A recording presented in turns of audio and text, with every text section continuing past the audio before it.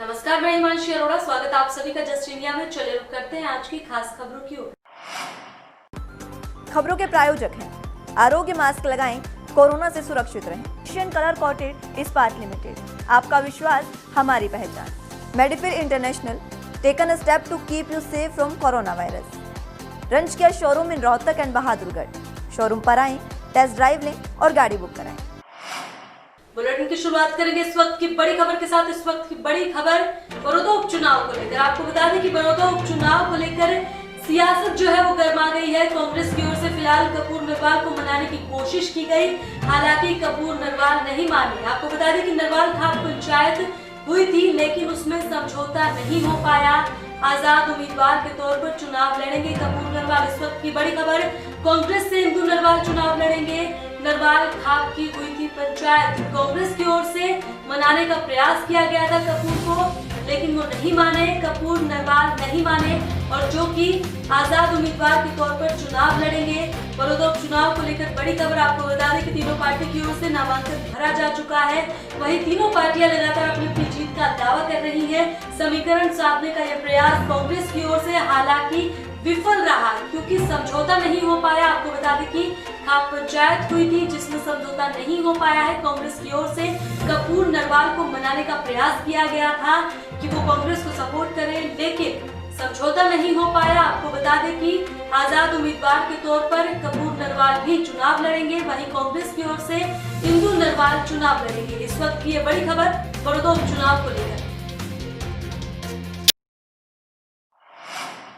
और चलिए रुक करते इस वक्त की अगली बड़ी खबर की ओर। सीएम मनोहर लाल खट्टर ने की प्रेस कॉन्फ्रेंस। इस वक्त की बड़ी खबर। आपको बता दें कि आरटीए का नाम बदलकर अब जीटीए होगा, डीटीओ होगा। ये जानकारी सीएम मनोहर लाल खट्टर ने दी है। डीटीओ कार्यालय में 22 अधिकारियों की नियुक्तियां की जाएंगी। इस वक्त की बड़ी खबर, किसानों के हित में हमने कई कदम उठाए हैं।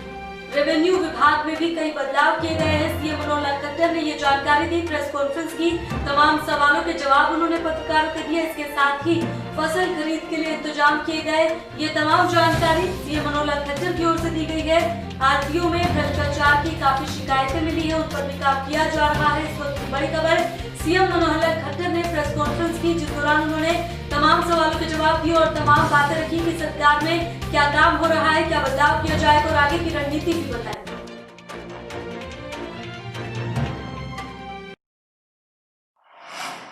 निजी क्षेत्र की नौकरियों में 75% स्थानीय युवाओं को रोजगार देने का अध्यादेश हरियाणा सरकार ने वापस ले लिया है। राज्यपाल सत्यदेव नारायण आर्य से जुलाई में जारी विधेयक को वापस लेने की सिफारिश करते हुए सरकार ने अब विधानसभा में विधेयक लाने की तैयारी कर ली है। कोरोना के चलते स्थगित चल रहे सदन की बैठक बुलाने के लिए विधानसभा अध्यक्ष ज्ञानचंद गुप्ता को कहा गया है। उद्योगों में 75% रोजगार स्थानीय युवाओं को देने के लिए सदन की अगली बैठक में Haryana state employment to local candidates act 2020 विधेयक लाया जाएगा। कोरोना से लड़ रहे हरियाणा में 2 दिन से ठीक होने वाले मरीजों की तुलना में नए संक्रमितों का ग्राफ ऊंचा हो रहा है। पिछले 24 घंटे में 1227 नए संक्रमित मिले, जबकि 1139 लोग ठीक होकर घर की ओर लौटे। इस दौरान 11 मरीजों की मौत भी हो गई। अनलॉक 5 में 16 दिनों में 10,441 नए संक्रमित मिले हैं, जिससे पॉजिटिव रेट में गिरावट आई है, तो दोगुने मामलों की अवधि बढ़कर 41 दिन पर पहुंच गई है। मृत्यु दर में भी लगातार गिरावट आ रही है। पिछले 10 दिन से रिकवरी रेट 91% के पार स्थिर बना हुआ है। हरियाणा में अभी तक 1,47,933 कोरोना संक्रमित मिले हैं, जिनमें 1,35,858 लोग ठीक हो चुके हैं। 10,441 एक्टिव केस हैं। शुक्रवार को हिसार में 4, गुरुग्राम और फरीदाबाद में 2-2, कुरुक्षेत्र, यमुनानगर और कैथल में 1-1 मरीज ने दम तोड़ा। गरोंडा में सरकार का चावल न लौटाने पर जिला खाद्य एवं आपूर्ति विभाग ने कैमला रोड स्थित जय हनुमान राइस मिल और एसएसजी फूड पर बड़ी कार्रवाई करते हुए मिल को सील कर दिया है। डीएफएससी के मुताबिक राइस मिल को करीब 37 करोड़ रुपए का राइस 15 अक्टूबर तक सरकार को वापस करना था, लेकिन मिल चावल वापस नहीं करवा पाया, जिस पर जिला उपायुक्त ने निर्देश पर डीएफएससी ने कार्रवाई की, जबकि राइस मिल मालिक ने डीएफएससी निशांत राठी पर गंभीर आरोप लगाए हैं। मिल मालिक का यह आरोप है कि डीएफएससी ने कुछ विरोधी राइस मिलर से मिलकर करोड़ों का घोटाला किया है।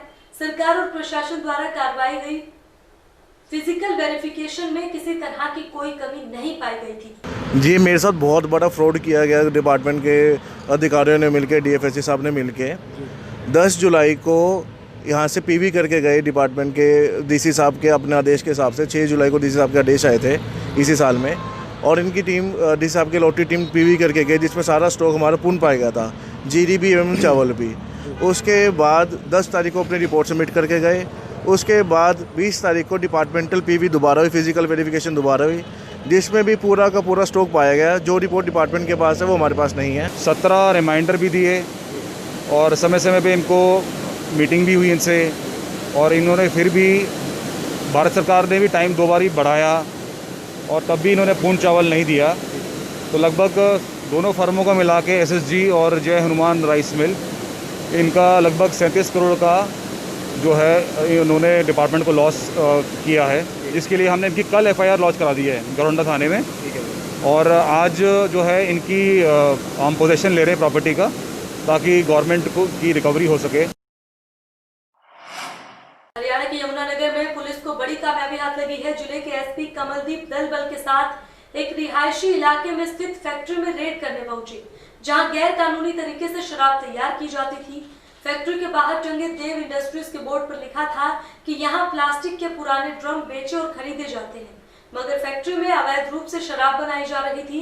यही नहीं, शराब को पैक करने के लिए बोतलें भी इस फैक्ट्री में बनाई जाती थी। बोतलों में शराब भरने के बाद इन पर नामी शराब कंपनियों के फर्जी लेबल चिपका दिए जाते थे। एसपी कमलदीप ने बताया कि 11 सितंबर को रादौर में 690 पेटी नकली शराब पकड़ी गई थी। उस मामले में गिरफ्तार मुख्य अभियुक्त से ही पुलिस को इस फैक्ट्री की जानकारी मिली, जिसकी निशानदेही पर इस फैक्ट्री में आबकारी विभाग के साथ पुलिस ने रेड की। फैक्ट्री के अंदर तैयार शराब के 145 से अधिक शराब की पेटियां बरामद हुई हैं और हजारों नई खाली बोतलें भी मिली हैं, जो इसी फैक्ट्री में लगी मशीन द्वारा ही बनाई जाती थी। एसपी के अनुसार बरामद की गई सामग्री काफी ज्यादा है। फिलहाल पुलिस मामले की छानबीन में जुटी है। तो आज हमने उसको पानीपत से अरेस्ट किया और उसकी फिर इंफॉर्मेशन पे उसके कन्फेशन के अकॉर्डिंग पता लगा कि ये जो शराब है इसका जो निर्माण है वो यमुनानगर में ही हो रहा था। तो आज हमारी पुलिस की टीम ने उस अपराधी के साथ यहाँ पे रेड की और हमारे साथ जो डीटीसी हैं उनकी टीम भी मौके पे मौजूद रही, और अंदर जब हमने छानबीन की तो पता लगा कि यहाँ पे नकली शराब का निर्माण हो रहा था। रोहतक में महाराजा अग्रसेन जयंती पर 51 कुंडीय देव यज्ञ हवन किया गया, जिसमें बतौर मुख्य अतिथि एलपीएस बोसाट के director Rajesh Jain, mayor Manmohan Goyal, BJP के जिलाध्यक्ष अजय बंसल मौजूद रहे।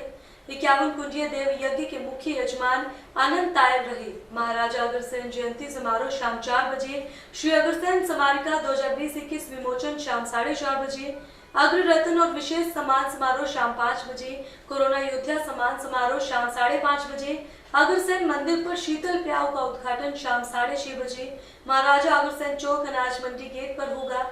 इसी उपलक्ष्य में झज्जर बाईपास पर स्थित एक ही टेक रुपया चौक पर शाम 7 बजे दीप महोत्सव मनाया जाएगा। इसमें समाज के लोगों द्वारा देसी घी के 1008 दीपक भारत में फैली कोरोना महामारी के अंत की कामना से जलाए जाएंगे। पीजीआईएमएस रोहतक हरियाणा की शान है। पीजीआईएमएस के चिकित्सक कोरोना वायरस से निपटने के लिए पूर्ण रूप से प्रयासरत है, ये कहना है गुरुग्राम स्थित हीरो मोटोकॉर्प कंपनी के अधिकारियों का। उनके द्वारा पीजीआईएमएस के चिकित्सकों और अन्य स्टाफ को इन्फेक्शन से बचाव में काम आने वाले 4,57,000 रुपए का सामान दान किया गया। पूर्व मंत्री कर्णदेव कंबोज ने आज इंद्री हलके के गांव मुरादगढ़ में आयोजित योग कक्षा में मुख्य अतिथि के तौर पर शिरकत की। इस मौके पर गांववासियों द्वारा पूर्व मंत्री कर्णदेव कंबोज को शाल ओढ़कर सम्मानित किया गया। इस योग कक्षा में आए स्कूली बच्चों को पूर्व मंत्री द्वारा पुरस्कृत किया गया। योग साधकों को संबोधित करते हुए पूर्व मंत्री कर्णदेव कंबोज ने कहा कि योग हमारी प्राचीन पद्धति है, जिसे हम लोग भूल गए थे, लेकिन योग गुरु बाबा रामदेव के प्रयासों से इसे फिर से जीवित किया गया है, जिसका परिणाम आज ये है कि पूरी दुनिया में आज योग किया जाता है। इसको और अधिक बल प्रधानमंत्री नरेंद्र मोदी के प्रयासों से मिला। वहीं बड़ौदा उपचुनाव को लेकर पूर्व मंत्री ने कहा कि बीजेपी भारी बहुमत से जीतेगी। देश और प्रदेश में लगातार बेटियों पर अत्याचार की घटनाएं बढ़ती जा रही हैं और ऐसा ही मामला जुलाना थाना क्षेत्र से भी सामने आया है। एक गांव की 13 वर्षीय नाबालिग के साथ रेप का मामला सामने आया है। बताया जा रहा है कि नाबालिग का पहले गांव से अपहरण किया गया और उसके बाद उसके साथ इस घिनौनी घटना को अंजाम दिया गया। एक नाबालिग के साथ 2 युवकों द्वारा सामूहिक रेप करने की शिकायत परिजनों ने लड़की के साथ जुलाना थाने में जाकर दी। मामला महिला थाने में आगामी जांच के लिए भेज दिया गया है। पुलिस का कहना है कि जल्द ही आरोपियों को पकड़ लिया जाएगा। ये इलाका थाना जुलाना से एक 13 साल की लड़की को पेरेंट्स लेके आए थे। उन्होंने बताया भी दो लड़कियां ने इसके साथ गलत काम किया है, तो उस संबंध में महिला थाना से संपर्क करके वो महिला थाना के पास भेज दी। उसके उन लड़कियों के खिलाफ लड़के बयान पर FIR दर्ज होगी और लड़कियों को जल्दी राउंड अप करके और गिरफ्तार कर लिया जाए। लड़की की उम्र कितनी बताई जा रही है जी? उम्र 13 साल है। खबरों के प्रायोजक थे Be Fast Fit, India's fastest growing fitness chain, now at Rohtak D Park. Shri Shyam plywood and lamination, वेंसफिल अपरेट्स लव, boiling waterproof plywood, SCF 48 HUDA complex Rohtak. Kamal Chowk industries, a trusted school of chalk, manufacturer and suppliers of chalk, color chalk, slate pencil, duster, dustless chalk, housekeeping material, mask, sanitiser, hand wash etcetera. Office 392/14 Chamanpura गली master Ghasiram Rohtak. Corona महामारी से लड़ने के लिए आरोग्य mask लाया है आपके लिए सबसे आधुनिक मास्क। इसके साथ ही आपको मिलेगी आधुनिक PPE किट, वो भी बहुत ही सस्ते रेट पर। contact@arogyamask.com पर जाएं और हमसे संपर्क करें या फिर www.arogyamask.com से जुड़ें। इसके साथ ही आप हमें कॉल कर सकते हैं। हमारा पता है Anand international, plot number 181, Panipat, Haryana.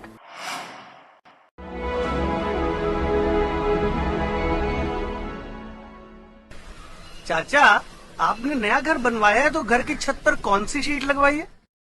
बेटा, मैंने अपने घर की छत पर एशियन शीट लगवाई है क्योंकि वो कभी न मिटने वाले ओरिजिनल निशान की चादरें हैं। साथ में ISI का चिन्ह, 5 साल की वारंटी के साथ साथ पैसों का सही मूल्य देने वाली वही इकलौती शीट्स है। क्योंकि नाम नहीं, पहचान जरूरी है।